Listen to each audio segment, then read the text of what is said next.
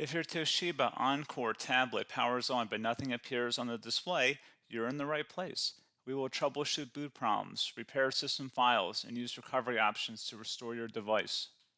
A lot of errors pertain to this problem, and we're going to go ahead and jump into what should hopefully be a pretty straightforward process, guys. And we're going to go ahead and jump right into it. First thing I'd recommend doing would be to actually go ahead and boot to the troubleshooting utility on Windows 11. So if you do a hard power off 3 times in a row, Windows should automatically attempt to launch the starter prepare utility. And if it doesn't find anything, it will give you the option to select advanced settings, in which case it will take you to a screen that looks like this. Now, if it does not take you to a screen that looks like this, or you're unable to get to that, you can also download the Windows 10 Media Creation Utility, or Windows 11. They probably will make a creation utility for Windows 11 at some point. And it doesn't really matter, you can actually run the Windows 10 utility on Windows 11 as far as I'm aware.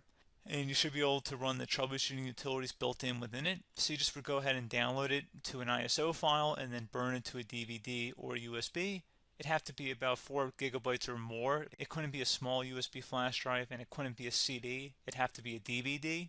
And then you'd boot your computer from it. So depending on the computer manufacturer, you'd have to tap a different key on your keyboard in order to launch that menu, in order to select what boot drive you want to go off of. So it could be anything between the escape key, F2, F8, F12, for example, and those are the function keys on the top of your keyboard.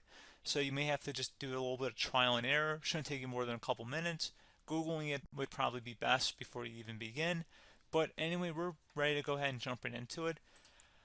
So we're on the choose an option page. So these will look very similar whether you're booting from it directly within Windows itself, or if you're plugged in a USB flash drive with the media creation utility installed and you selected the recovery option. So when you are setting up your Windows 11 installation or Windows 10, depending on the drive you're using, there should be an option to repair your computer in the bottom left corner of the dialog window, one of the first screens that comes up. You go ahead and select that, and then it would take you to a troubleshooting screen like you see here. And you want to go ahead and select troubleshoot, reset your PC, or see advanced options. And then there are going to be a whole bunch of options in here that we're going to explore in today's video. The first one, we're going to actually go underneath advanced options and then select startup prepare, fix problems that keep Windows from loading. So go ahead and select that first.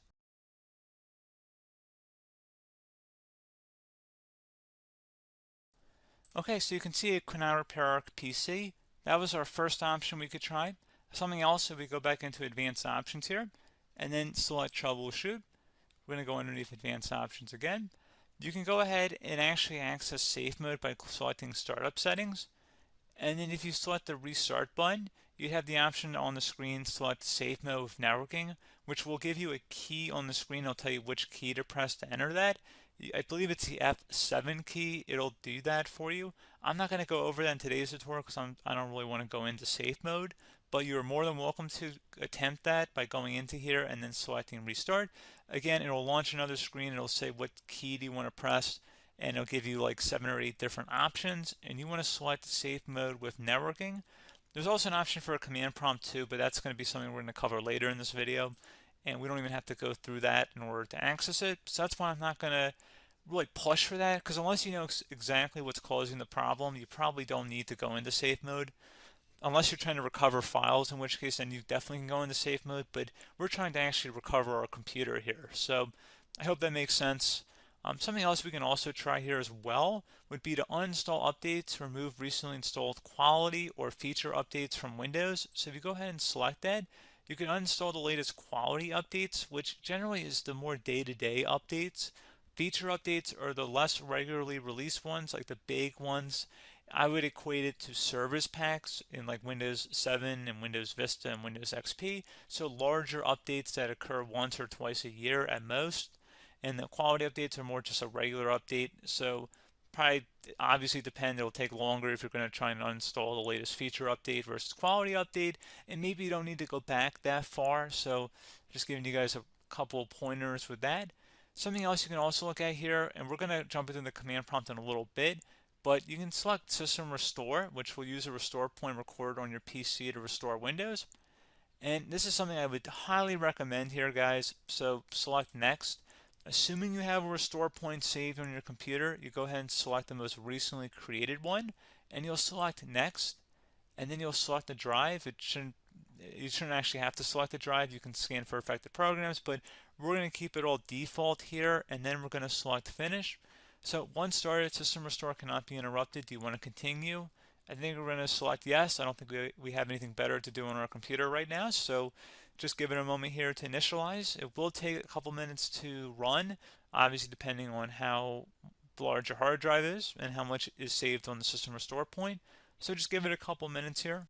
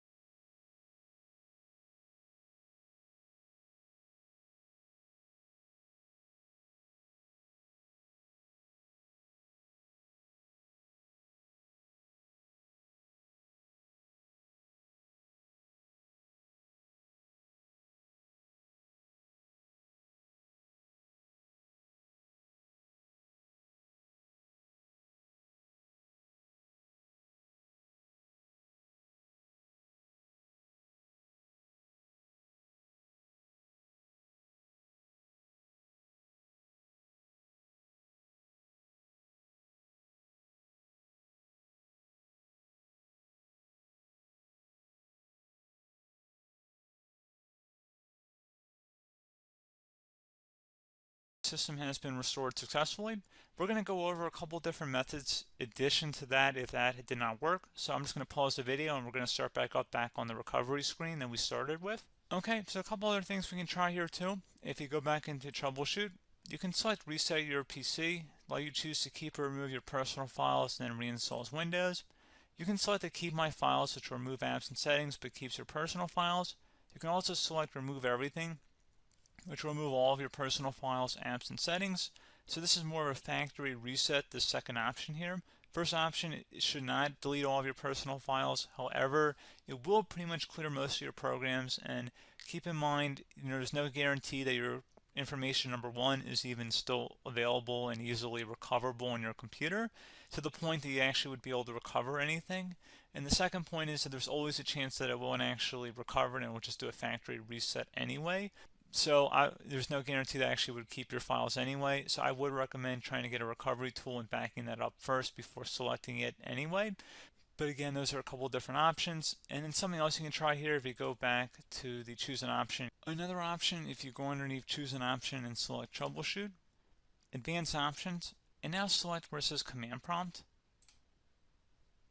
Okay, so the first thing we should do is type our main hard drive here. In most cases, it should be the C drive. So you just do a C colon and then hit enter on your keyboard.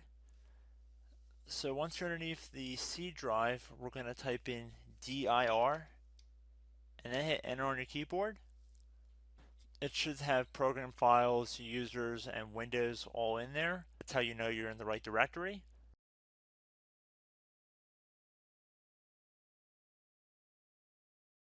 In some cases, it might be the D drive as well, so just keep that in mind.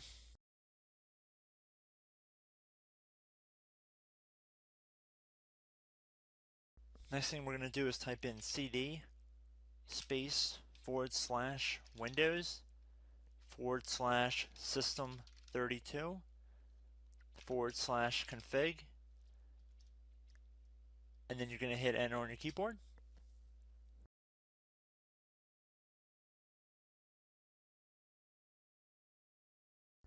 So now you're going to type md space backup. If you've seen other tutorials, it might also say to put down md backup. That's because the backup name is pretty common when you want to back something up. So you can name this whatever you want, doesn't have to be backup.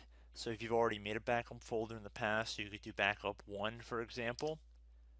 So once you're done setting the name you want the backup to be called, hit enter on your keyboard again.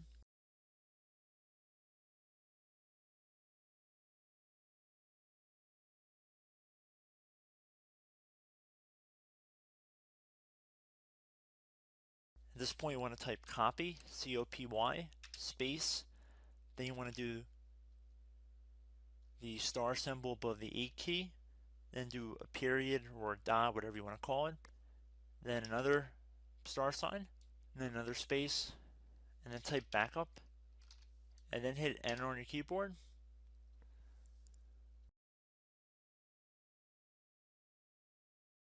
Now you want to type cd reg back, R-E-G-B-A-C-K, and then hit enter on your keyboard. So now that we are under the reg back, so now you want to type dir again, and then hit enter.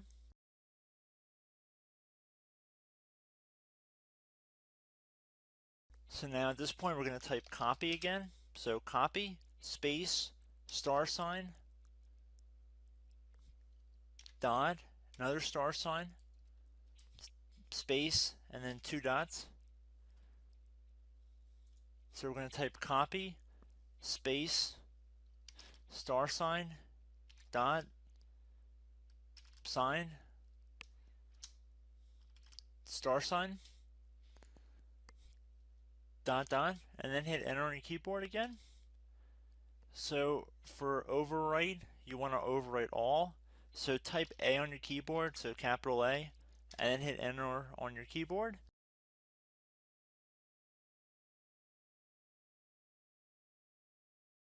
So at this point, you should be good to go. You can close out of the command prompt window, and if you accidentally continue to Windows 10, you should be all set.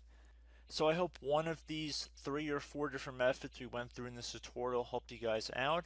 Again, I'm not sure if you guys heard me earlier, but try to go back into your safe mode if possible and uninstall any programs you know might be conflicting with the Windows startup if you can get into safe mode. So just keep that in mind. Something very simple like that could be blocking up everything. So again, I hope this tutorial helped you guys out, and I will catch you in the next tutorial. Goodbye.